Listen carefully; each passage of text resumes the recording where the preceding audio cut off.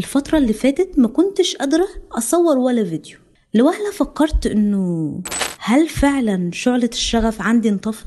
بس لا، نحن أحياء والحلم بقية. عادي جدا إن الإنسان يمر بفترات إحباط أو ظروف صعبة خلال رحلة شغفه، وبما إن الشغف هو اللي دايما يقومني ويقوم أي إنسان من أصعب ظروف، قررت إن ده يكون موضوع فيديو النهاردة: الشغف، passion.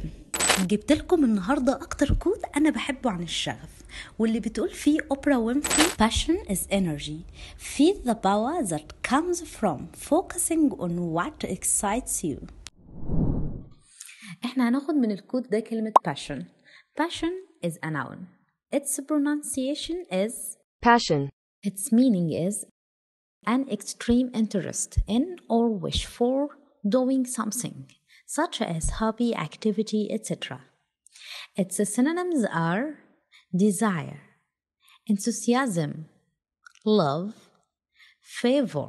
Its antonyms are insensitivity, dislike, hate,